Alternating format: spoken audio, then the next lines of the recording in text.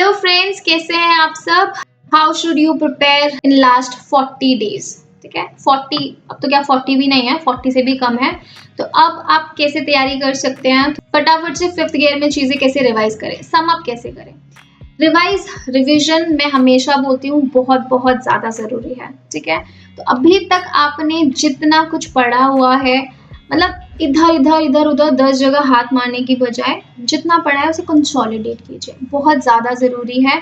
जितने भी आप मॉक्स दे चुके हो, जितने भी आपने सेक्शनल्स दिए हैं, जहाँ जिसका भी जो स्टडी मटेरियल आपके पास था, कोशिश कीजिए उन सबको कंसोलिडेट कर लें।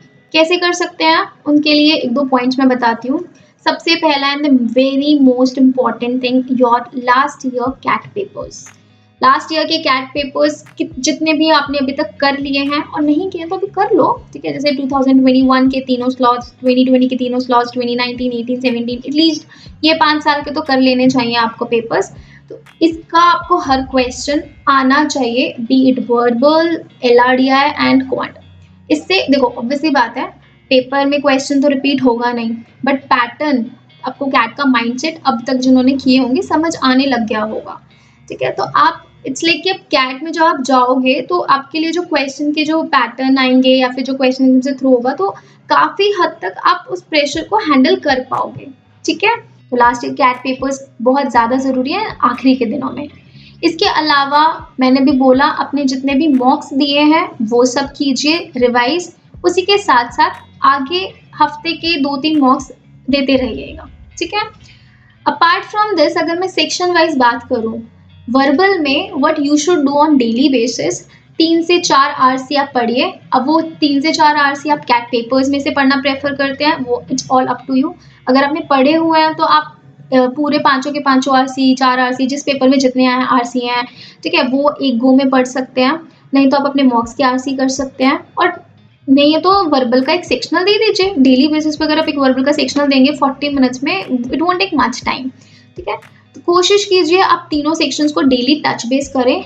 ज़्यादा ना हो तो मतलब मैक्सिमम 2 सेक्शन तो आप पढ़िए। ऐसा नहीं होना चाहिए कि आप एक दिन में सिर्फ एक ही सेक्शन पढ़ रहे हो, या क्वांट करे जा रहे हो, या वर्बल वर्बल करे जा रहे हो, ऐसा नहीं होना चाहिए।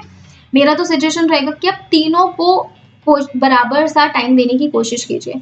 एक सेक्शन आपने 1 घंटे के करीब अपने वर्बल को दे दिया, 1-2 घंटे आपने LR को दे दिया, एंड डिपेंडिंग अपॉन जिसका जो सेक्शन वीक है, जिसका जो सेक्शन स्ट्रॉन्ग है।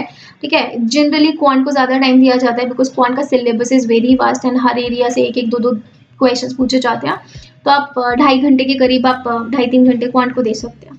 तो कोशिश कीजिएगा तीनों सेक्शंस आप टच बेस करें डेली बेसिस पे, 3 से 4 RCs वगैरह एंड कुछ questions verbal ability, odd one out, इन सब के कर सकते हैं।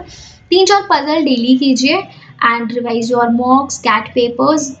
दिस इज ऑल अबाउट कि आपको ऐसे प्रिपेयर करना चाहिए। कंसोलिडेशन बहुत ज़्यादा ज़रूरी है। जो भी आपके बीच बीच में गैप्स आ रहे हैं उनको प्रेजेंट कीजिए, and you are really good to go. Do not worry about anything, do not think much कि उस दिन क्या होगा क्या नहीं होगा। जस्ट ट्राई कीजिए, सब चीज़ें करते रहिए, and ultimately things will be very much fine. ठीक है, ट्रस्ट मी। चलिए ठीक है, विद दिस पॉजिटिव नोट मिलेंगे हम अगली वीडियो में बहुत सारे एंथुजियाज्म के साथ, एंड आई होप कि तब तक आपकी टेंशन और एंजाइटी थोड़ी कम हो चुकी होगी। ठीक है, चलो bye bye, take care, keep pacing yourself and keep learning. Bye.